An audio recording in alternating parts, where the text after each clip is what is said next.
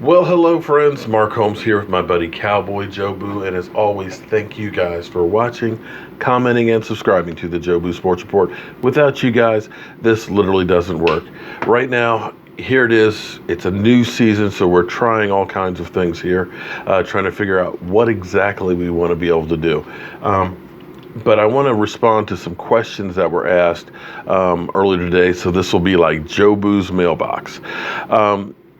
With the whole Earl Thomas situation, a lot of people are saying, why would we want to give up draft picks for Earl Thomas as opposed to signing, say, Eric Reid? I said Eric Berry earlier. Forgive me. I have brain farts. I've had brain damage from too many hits in football, so forgive me. I will make mistakes.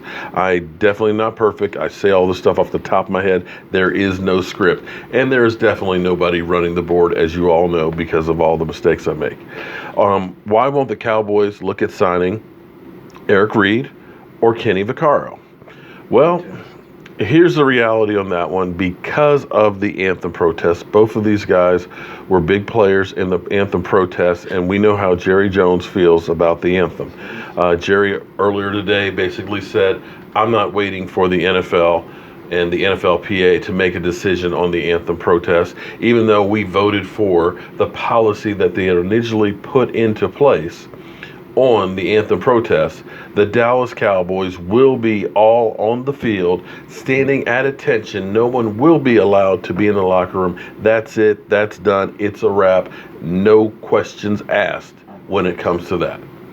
With that being said, knowing that they will keep their relationship with Papa John's as well as other teams that are now moving on to Pizza Hut, Kenny Vaccaro and Eric Reid will no way, no chance, absolutely, positively not be signed on the Dallas Cowboys. It won't happen.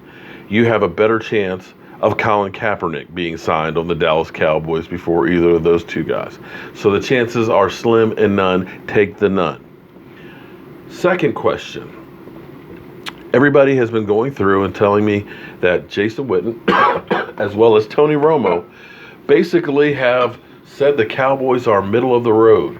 We know Tony Romo picked the Green Bay Packers versus the Jacksonville Jaguars as Super Bowl favorites. And even on ESPN, we've seen Darren Woodson talking about how the Dallas Cowboys will do. And not a single one of them have said anything really positive about the Cowboys. Well, for the simple fact of, because they're now in the media, they can't pick the Cowboys because they'll be viewed as homers. It's the same thing with Troy Aikman. Troy Aikman, you will know, will generally talk bad about the Dallas Cowboys. It's kind of like if your dad is coaching Little League. Guess what? You end up getting all of the crap. You don't get away with anything. He is harder on you than anyone else because you have to show, I am not playing favorites. That at least gives you credibility. Unlike some of the other players that are out there that constantly pick their home team. So that's the reason behind them saying, let me pick the Green Bay Packers. I won't pick the Cowboys because they literally can't. They won't be considered credible. All the fans will immediately, once they pick the Cowboys one time, call them homers. And that's also the same thing with the Jason Garrett press conference, okay? The Dallas Cowboys State of the Union, State of the Cowboys address. Of course, Jerry Jones didn't say, yeah, Jason Garrett's on the hot seat. You can't say things like that. Nobody before the first practice says a coach is on the hot seat. In fact, I've never heard any owner of any team in any league ever say a coach has got to win or get fired. You just don't do that.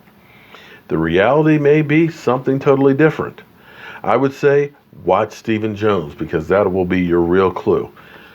Other than that, friends, oh Lordy, there's not much else going on other than the fact that Dak Prescott is now, like it or not, the face of the Dallas Cowboys.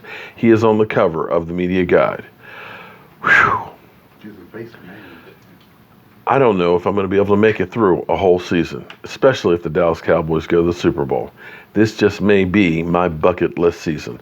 I'm Mark Holmes with my buddy Cowboy Jobu. And thank you guys for all the great questions. And we will be doing Jobu's Mailbag more and more. I will see you guys soon.